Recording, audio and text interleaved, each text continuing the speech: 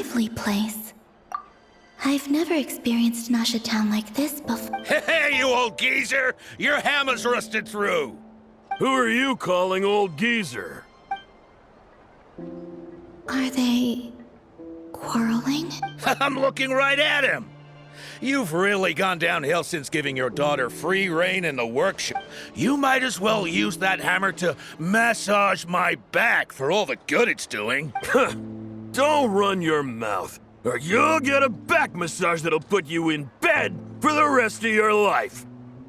Look, the materials haven't arrived yet. I'll bet you send all the materials to your little princess.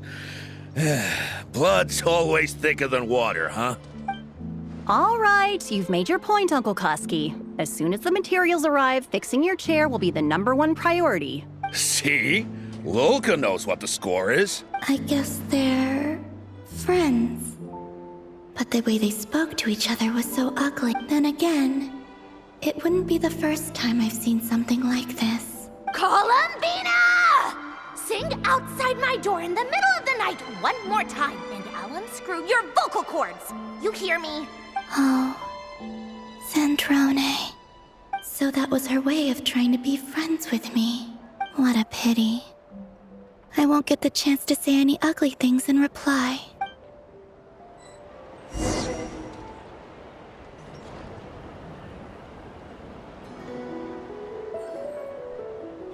Hey, have you decided what to give her for Moon Prayer Night? I sure have. She's gonna get the surprise of her life when she's least expecting it. Then I'll whip out the ring and pop the question. The surprise of her life.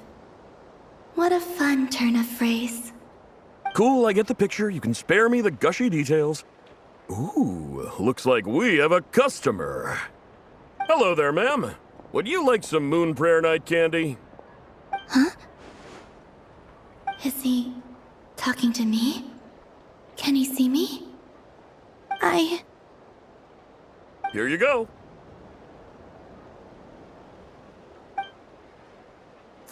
Oh.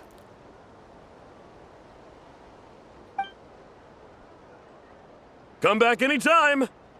Right. Now, where were we? I don't know why, but I still held out hope.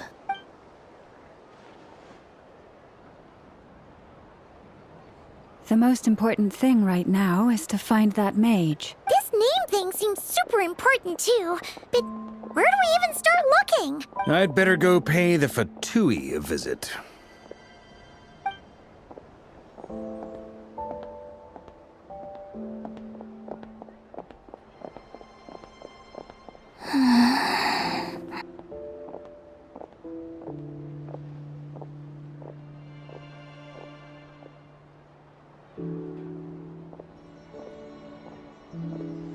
Columbina?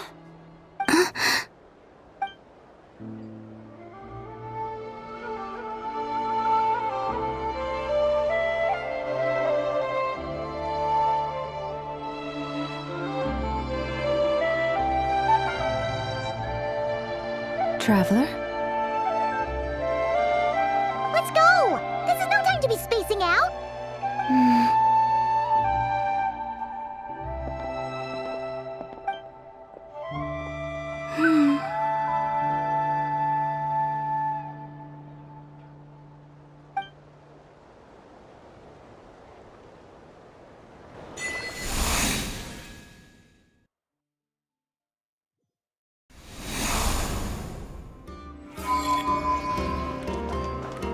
Full throttle!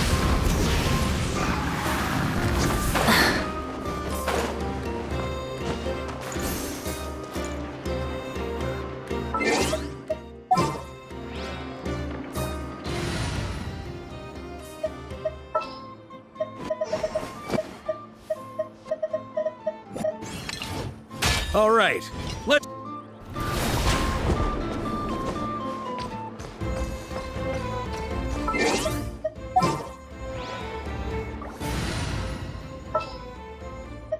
Anytime, any place.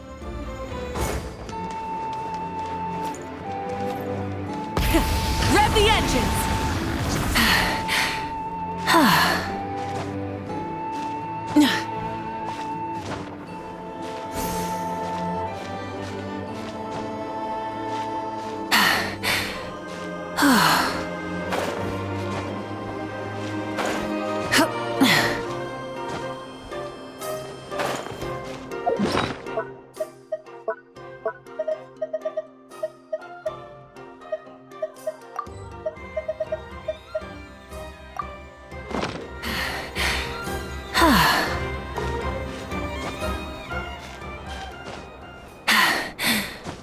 Phew.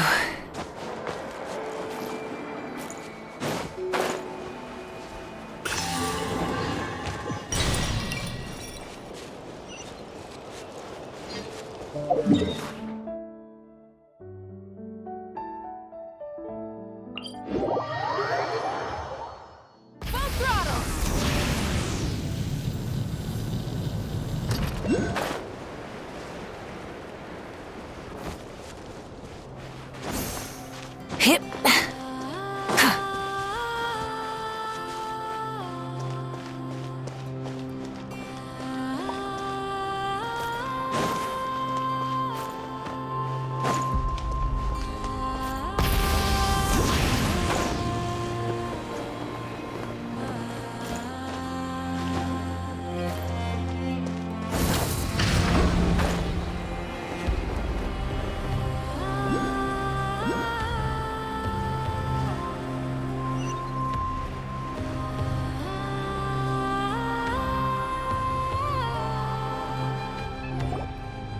Where are they going?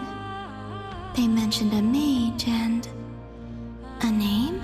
So, Mr. Varka, are you acquainted with this Nicole? Or should I call her Mage N? Not really. We've never met, though she has come up in conversation. From what I've gathered, Alice kinda took Nicole under her wing. Taught her how to speak in a more ladylike fashion, that kind of thing. Huh. Hard to imagine Alice as an etiquette coach. Yeah, Alice is a larger-than-life personality, I'll give you that. But then again, that's why she's able to draw such an eclectic mix of people into her inner circle. If I remember correctly, being an interesting person is actually one of her main entry requirements. So, if you ever wanted to join the Hexenzirkel, I'm sure you'd both be eligible to apply. Hey! Don't go around making promises on Alice's behalf. I wouldn't dare. I'm just trying to paint a picture of the Hexenzirkel for you. Okay, sure. Anyway, since none of us have ever met Nicole, how are we supposed to find her? We can't just go up to every woman in sight and ask, "Hey, are you Nicole?" Maybe something she's wearing will give it away? Like a windbloom pinned to her chest or something. Wait a minute. Alice never said Nicole was from Mondstadt. Oh, true.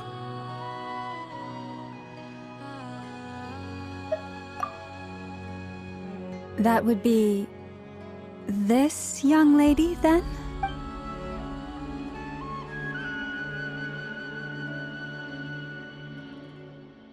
Hey there. Sorry to disturb you, but are you Miss Nicole? Varka, Knight of Boreas of the Knights of Favonius. Alice might have mentioned me before. Have we got the wrong person? Sorry. Well, When I shook my head, I meant, no, Alice hasn't mentioned you before.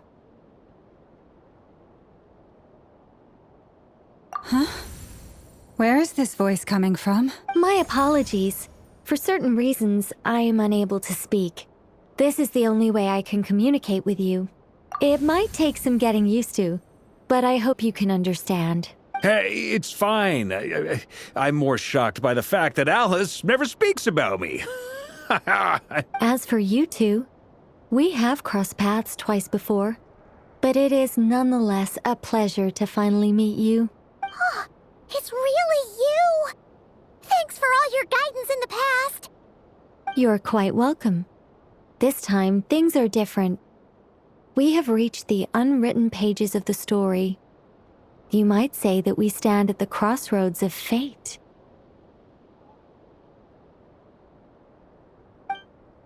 Now then, allow me to formally introduce myself. My name is... No, stop! Alice! I can't believe it! I had a whole speech prepared. I'd agonized over every single word. She always picks the worst moments to ruin other people's plans. I'm so sorry about that. Alice took the liberty of devising some bespoke self-introduction magic for each member of the Hexenzirkel. But I could have sworn I deleted all of the triggering conditions for it. How did it bypass everything? Oh, gosh, this is so embarrassing. This is a very different side of Nicole than what we're used to. Is she not used to face-to-face interactions? Don't worry about it. We've seen that introduction magic once already, so it wasn't too much of a shock. Please go on, Miss Nicole. We'd love to hear what you have to say, or, well, communicate. Huh? Are they talking to this lady? But Will you all promise to forget that horrendously embarrassing introduction? Sorry? Embarrassing? When?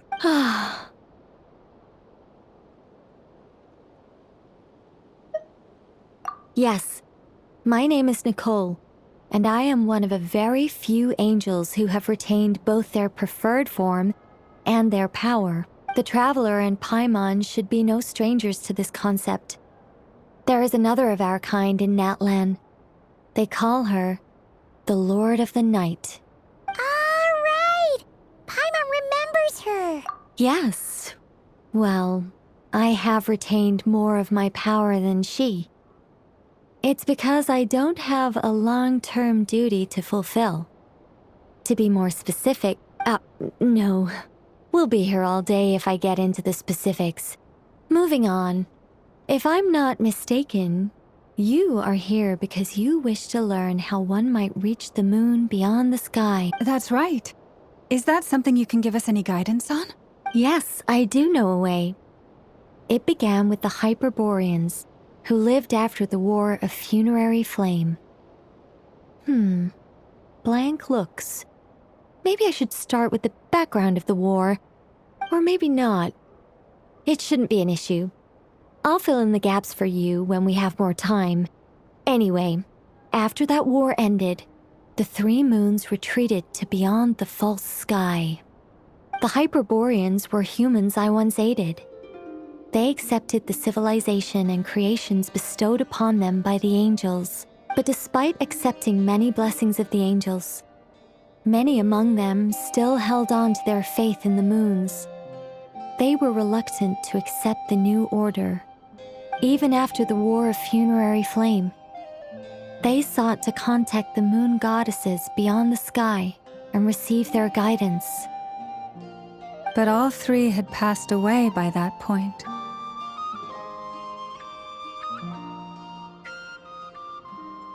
this mage has a unique method of communicating. Is she talking about the moons?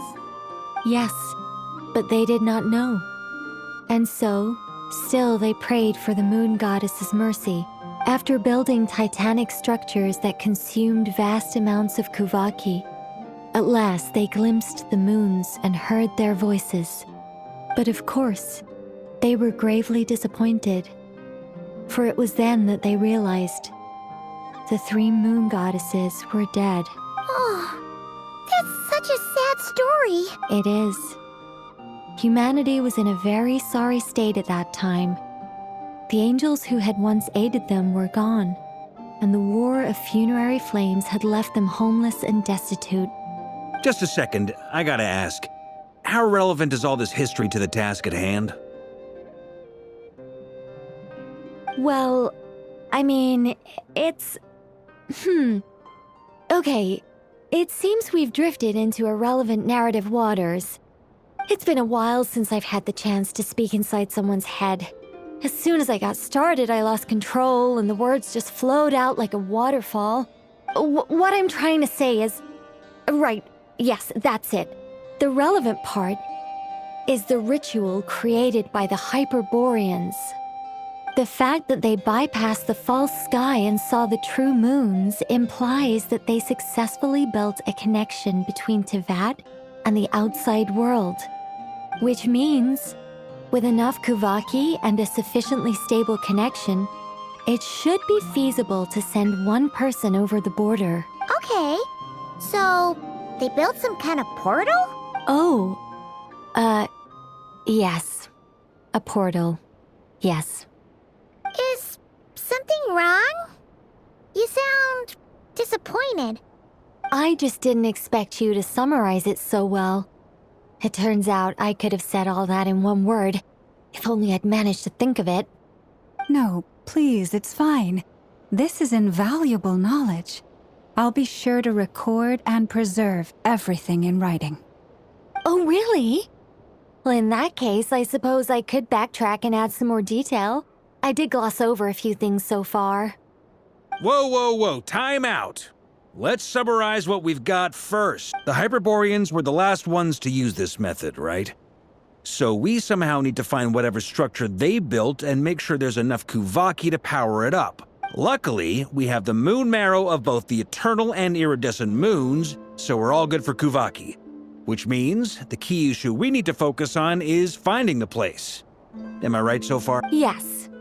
Although I expect the structure is long gone by now. That said, what if we could take advantage of the phantoms to travel back to a time when it still existed? Well, travel back isn't quite accurate. It's more like we'd be creating a handshake between 2 points in space-time. We wouldn't even have to pick a time when it still existed. It could just be a time when it still appeared in phantom form via projection, or we could project our own phantoms, fold them together, You look lost. Was that too hard to follow? Yeah, things got a little, technical there. Paimon's brain is reaching capacity. All right. Let me think about how to put this more simply. Okay, got it. Over the next few days, I'll search for phantoms that we can use. Once I find one that meets the criteria, I'll let you know and we'll regroup. By completing certain rituals, specific individuals will be able to enter the phantom and make it to the Hyperborean structure. If everything checks out and it looks feasible, we'll just need to wait for Moon Prayer Night, and we can send the Moon Goddess back home. I'm really skimping on the detail here. Is this making any sense at all? I think so. For now, we'll just wait to hear from you. Yes. Basically, yes. Great. Counting on you. In the meantime, we'll focus on finding the Moon Goddess's name. My name? Are they... Excuse me, Miss... Go on, Miss Nicole. This conversation was a little all over the place. I didn't catch your name. I am Lauma, of the Frost Moon Scions. Ah, I did wonder. I noticed that you listened very intently when I spoke about Hyperborea and the moon's history. If you'd be interested, I'd love to visit you this evening and go through it again in greater detail. Also, if you were serious about making a record, it would be too risky to simply write down the raw details as is. I would suggest some tweaks. Maybe rewrite the stories as fairy tales or fables, perhaps even prayers. Anyway, we can cross that bridge when we come to it. So, see you later then? Oh, and no need to prepare anything. Just a cup of tea will do. See ya! She seems friendly. It's just...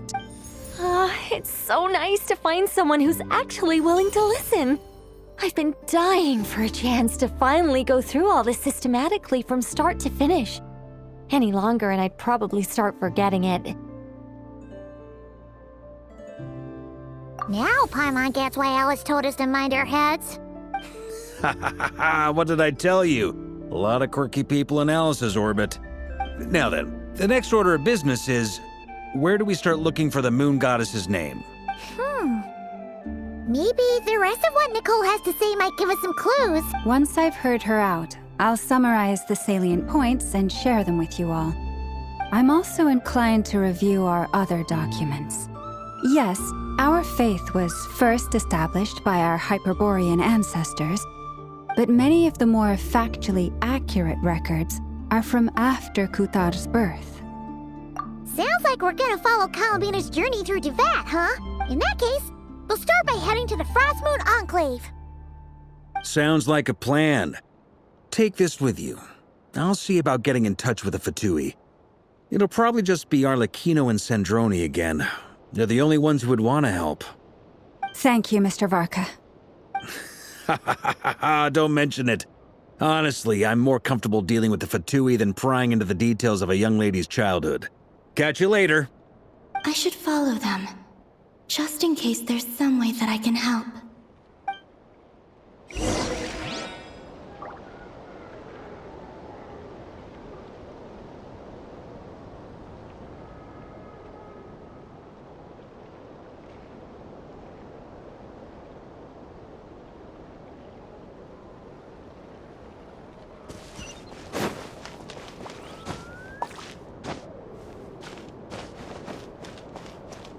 Try and stop me!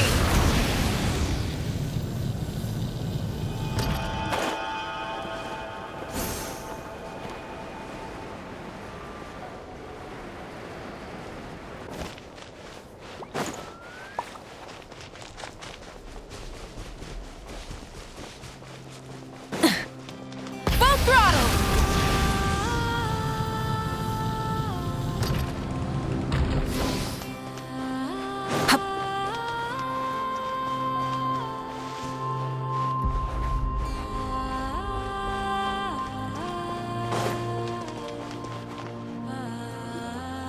A while ago, I took the time to organize all documents in our possession that pertain to Kutar. What you see here is the material I consider reliable. You're saying there's unreliable material too? Yes. Most of the information we have was transmitted through an oral tradition. Inevitably, some of her stories were mythologized and deified over the years through countless retellings. That's why I organized them into reliable and unreliable. There's no sense seeking answers in history unless we can ensure the veracity of the historical record. Makes sense.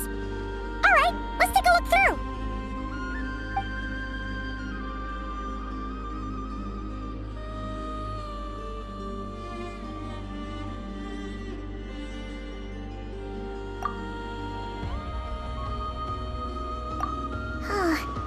Almost all these records refer to Kutar instead of Columbina. Although neither of those is her real name. Paimon's not sure what point she's trying to make. What we can gather from these records is that the Frostmoon Scions worshipped her as a god, placing impossible expectations upon her. I cannot fault them for their earnest faith, but for all their devotion, worshipping her day in, day out changed nothing. I imagine that none of it resonated with Columbina. It wouldn't surprise me if, even back then, she had already begun to reject the name Kutar and everything it represented. Lama speaks the truth. When I heard them call upon Kutar with hope and expectation in their voices, they may as well have been calling upon somebody else. Well, that's a bit complicated. I looked at the level of detail, perceived authenticity, prose style, and how realistic their portrayal of Kutar seemed to be. Amongst the Frostmoon Scions of today, only I know of her existence, and I alone have spoken to her face to face. As such, I know that there are certain things she simply would never do. That being said, I have sensed some changes in her lately. Changes? Me? Seems like this is getting us nowhere. For what it's worth, why don't we check the unreliable sources too? Sure. Give me a moment.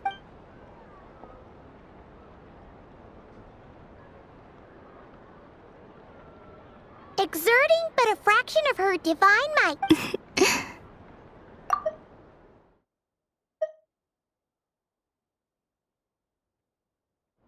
Yeah, right. That doesn't even begin to pass the sniff test. The 3 moons are not but lies through and through.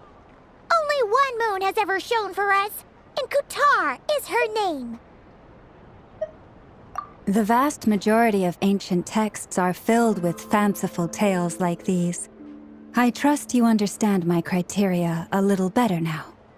Kutar did not speak, merely gazing into the distance in silence. And where her gaze landed, this was her prophecy. Clearly, whoever wrote this text never even met Kutar. Otherwise, they'd know that her eyes are always closed. What about you, Traveler? What are you reading? Come on, let Paimon Ponzi! The child wished to build a wooden nest with which to shield a fledgling bird from the cold. But being so young and lacking in strength, the child could not snap the branches from the trees.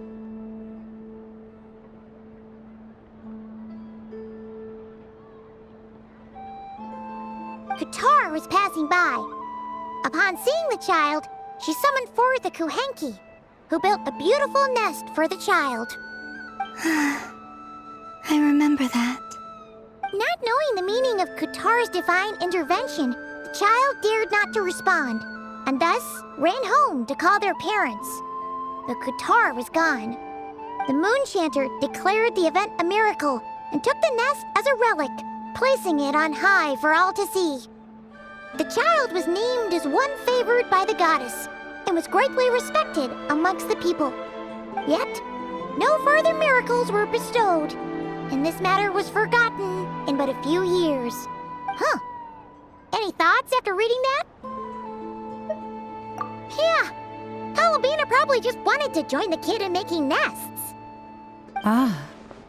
I'd originally considered this a fabrication, because Kutar did not perform any similar actions in subsequent records. But now that I think about it, it does seem like something Columbina would do. She didn't know how other people would interpret her actions. She was probably worried about making things difficult for people. So, she gradually stopped joining in. Yes. Oh, that's so sad. And now, I can make no such gestures of warmth, even if I want to. Still no name. That's a bit of a shame. But we did learn some interesting stories. That's gotta count for something. Barca said he was gonna set up a meeting with Arlecchino and Sandrone, right? Let's go back to Nasha Town and see how he's doing.